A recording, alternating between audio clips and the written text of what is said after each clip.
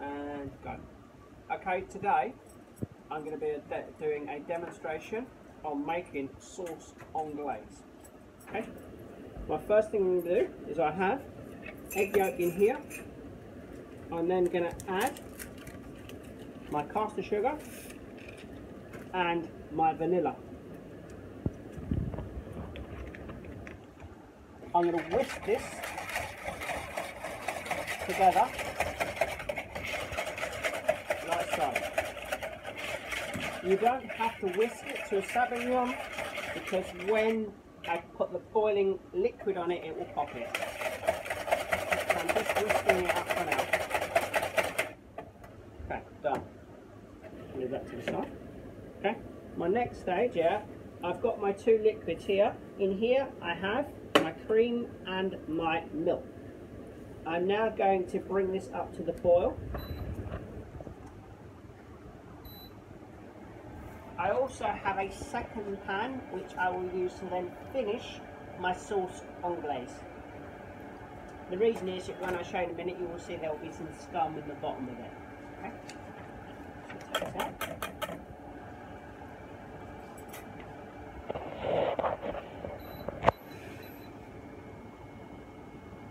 Just going to quickly bring this up to the boil.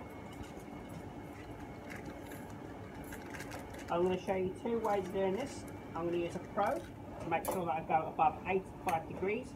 I'm also going to show you how to do it with a wooden spoon if you don't have a probe. So it's always important to make sure you wipe and clean the probe before we use it.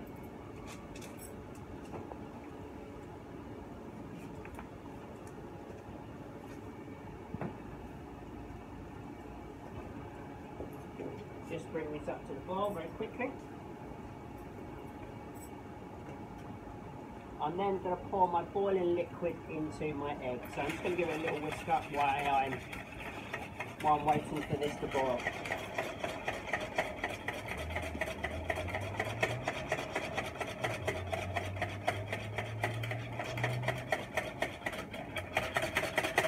If I carried on doing this, it will go to a light creamy coloured.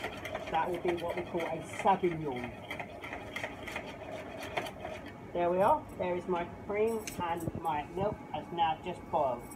I'm now going to pour it over this. And I'm now going to whisk. Now you can see here I've got a little bit of scum or residue in the bottom of that pan. Yeah? Where I boiled the milk and the cream together. So that's why I'm now going to use an extremely clean pan when I redo this. There we go. So this goes back in here. Now I'm not going to use high power. I'm going to do this slowly over a gentle heat. You can also do this over what they call a bain-marie. So here we are. There we are. Mix as you coat the back of a spoon. Stir continually boil the lumps. Here we are. So return to the pan in here. There we are. I'm now going to stir around at a figure of 8. Go around the edge. Notice I've got a pan that's got domed thing, so I can now go around the edge.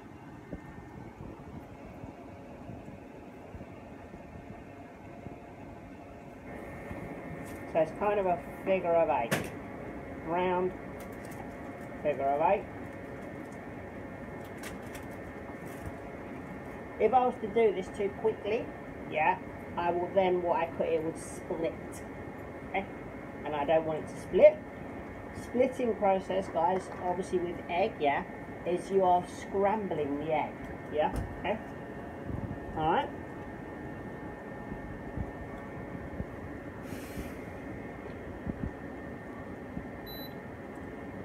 So I've got a gentle heat. I'm using number 3 on this induction, which is quite gentle. And this will just slowly start to thicken. In a minute you'll see it thickening up. You'll also see the bubbles will start to disappear as the heat starts, because it will pop the bubbles. I'm just going to give you a quick check with my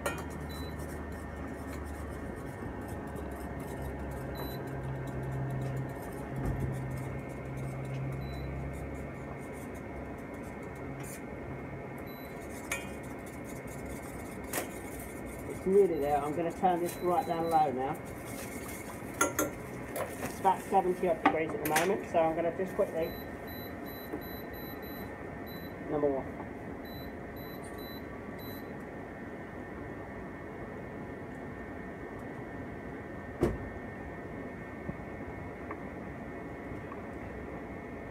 If you boil this first, it splits.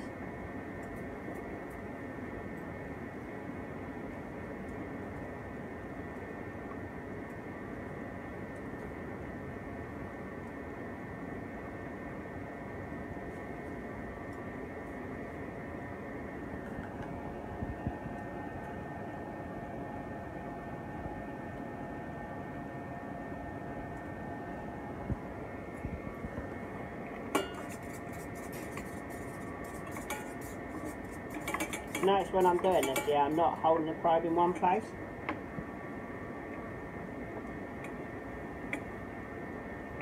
Because if I hold it in one place, I only get the reading of one area. So I just move it around to give me an even temperature. So I'm about 60 odd degrees at the moment. This is one of the things, slowly is the best way to do it. Too fast, split. I'm number 2.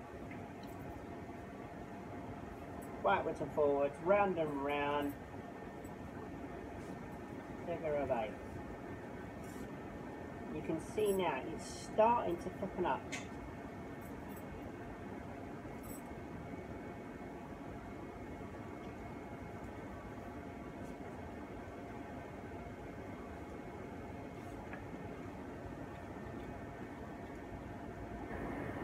Again, induction is really good to do this with because you can control the heat, yeah. Gas hobs, be very careful because they heat the edges and then you get cold spots in the middle and they tend to cook the outside of the pan. So pastry we normally use induction.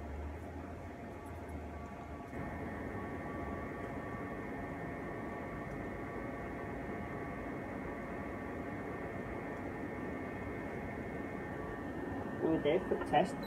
What you should be able to do, if it's right, you should be able to draw a line through it. And at the moment, so I'm getting my line. It's not quite there yet. Can't quite get the line.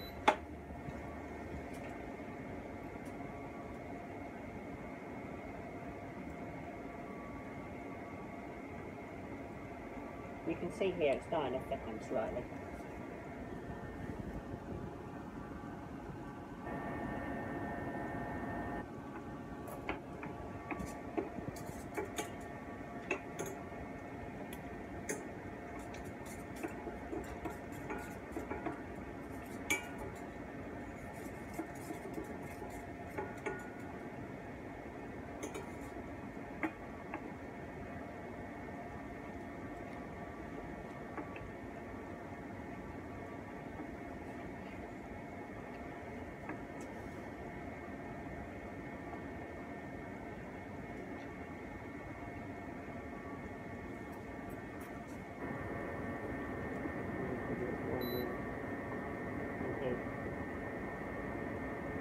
What's that mean?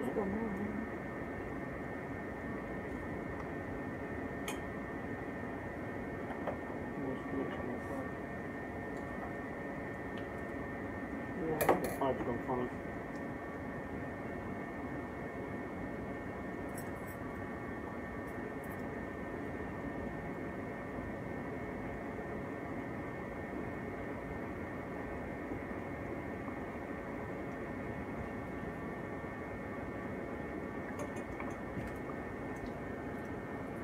I'll go too fast. What it does, I'll tell you what's happened. When I put the probe, touch the induction, what it does, the induction interferes with the probe. When I take it off the heat, look, it works. On the heat, probe and the induction don't like each other. Because of the magnetism from the induction plays games with the probe. So I'm around about 70 odd degrees, so I'm going to keep going. Yeah, what it is, Michelle, is you know when it's pulling on the induction, is the magnet force of the induction hob, yeah, is interfering with the probe.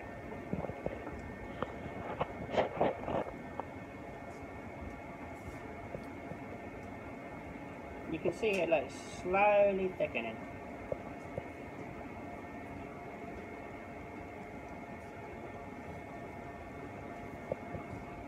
A figure of 8.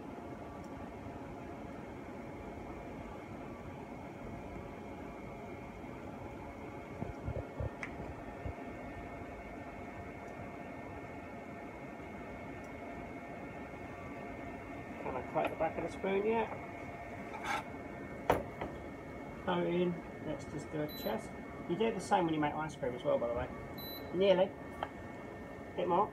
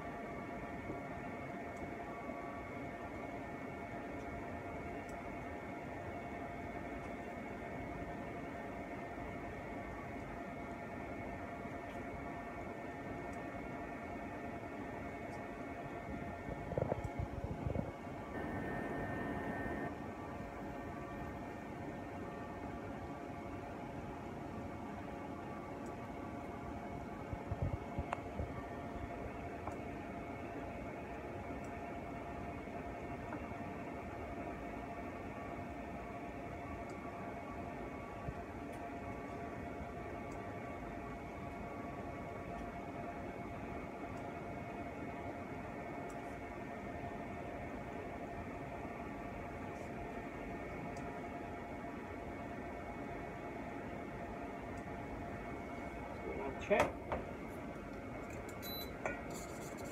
Notice when I'm checking, I'm taking it off the heat, yeah?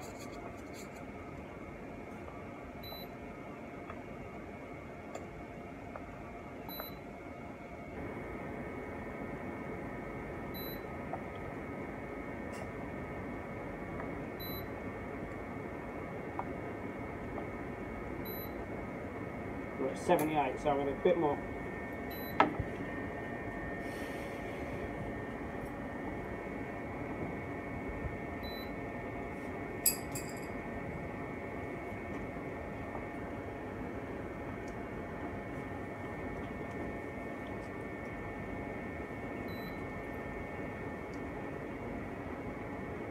Comes. You just see it just thickening up.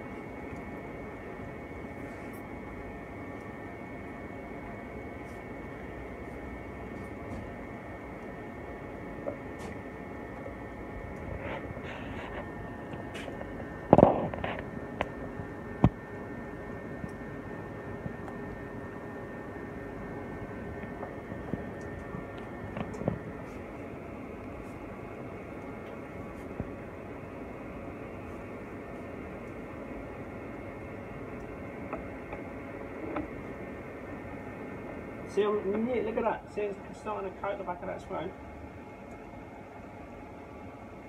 See, I've got a line in it. See the line? I've got a clear line.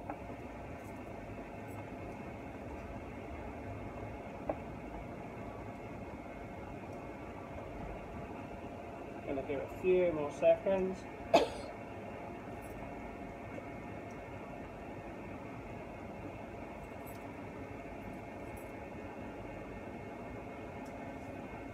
Last go.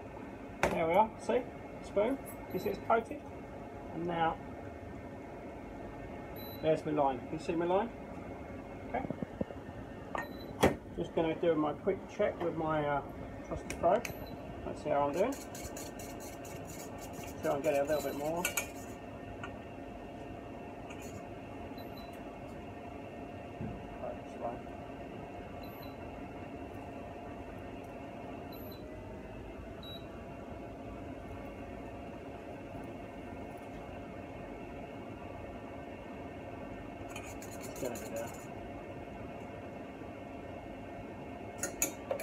So I've coated the back of this spoon.